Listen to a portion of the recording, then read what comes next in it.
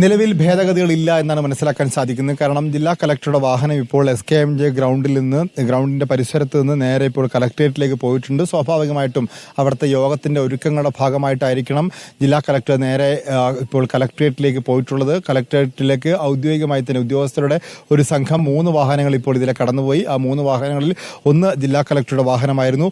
സ്വാഭാവികമായിട്ടും ആ ജില്ലാ കളക്ടർ കളക്ടറേറ്റിലേക്ക് എത്തുന്നത് അവിടെ നടക്കാൻ പോകുന്ന യോഗത്തിന്റെ മുന്നൊരുക്കങ്ങൾക്ക് വേണ്ടിയിട്ടാവണം. അതുകൊണ്ട് തന്നെ ഇപ്പോൾ കളക്ടറേറ്റിലെ യോഗവും വെട്ടിച്ചുരുക്കിയിട്ടില്ല എന്നാണ് മനസ്സിലാക്കാൻ സാധിക്കുന്നത്. ഇപ്പോൾ കളക്ടറേറ്റിലേക്ക് അദ്ദേഹത്തിന്റെ വാഹന വ്യൂഹം കടന്നു പോകുമെന്ന് പ്രതീക്ഷിക്കുന്നു. ഇപ്പോൾ കളക്ടറേറ്റിന് തൊട്ടരികിൽ തന്നെയാണ് SKMJ ഗ്രൗണ്ട് ഉള്ളത് എങ്കിൽ കൂടി കളക്ടറേറ്റിലെത്തി ഔദ്യോഗികമായ യോഗത്തിന്റെ സ്വഭാവം പൂർണ്ണമായും അവിടെ എല്ലാ വിശദീകരണങ്ങൾക്കോ എല്ലാ തരത്തിലുമുള്ള പ്രസന്റേഷൻ മുഴുവൻ കേൾക്കാൻ അദ്ദേഹം നിൽക്കുമോ, അദ്ദേഹം യോഗത്തെ അഭിസംബോധന ചെയ്യുമോ എന്ന കാര്യത്തിലൊന്നും വ്യക്തതയില്ല എങ്കിൽ കൂടി ആ യോഗം നടക്കും എന്ന് തന്നെയാണ് മനസ്സിലാക്കാൻ സാധിക്കുന്നത്. കാരണം ജില്ലാ കളക്ടർ ഇപ്പോൾ കളക്ടറേറ്റിലേക്ക് പ്രവേശിച്ചു. ജില്ലാ കളക്ടർ സ്വാഭാവികമായിട്ടും അവിടെ ഒരുക്കങ്ങൾ നടത്തേണ്ടതുണ്ട്. പോലീസ് മേധാവി ഉൾപ്പെടെയുള്ള ആളുകളും ഇപ്പോൾ ഇതാ കളക്ടറേറ്റിലേക്ക് പോകുന്നുണ്ട്. അങ്ങനെയാണെങ്കിൽ കളക്ടറേറ്റിലെ യോഗം മുൻനിശ്ചയിച്ച പ്രകാരം നടക്കും എന്നാണ് മനസ്സിലാക്കാൻ സാധിക്കുന്നത്. വിംസ് ആശുപത്രിയിൽ നിന്ന് പ്രധാനമന്ത്രി ഇറങ്ങിക്കഴിഞ്ഞു. ഇനി ഒരു 10-15 മിനിറ്റിനകം തന്നെ വിംസ് ആശുപത്രിയിൽ നിന്ന് അദ്ദേഹത്തിന് കളക്ടറേറ്റിലേക്ക് എത്താൻ വേണ്ടി സാധിക്കും.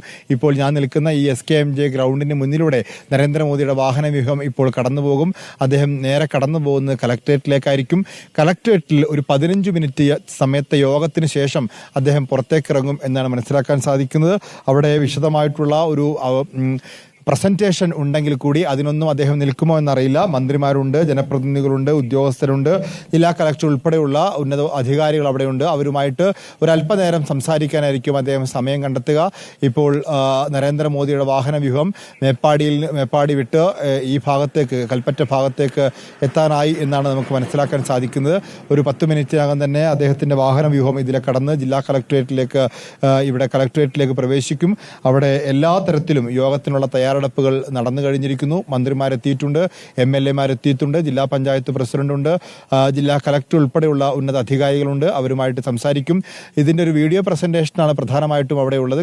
കാരണം നേരിട്ടെല്ലാം മനസ്സിലാക്കി കഴിഞ്ഞിരിക്കുന്നു. ദുരന്തമുഖത്തെത്തി മുണ്ടക്കൈ, ചൂരൽമല, പുഞ്ചിരിമട്ടം തുടങ്ങി ദുരന്ത പ്രദേശത്തെല്ലാം അദ്ദേഹം കണ്ടു കഴിഞ്ഞു.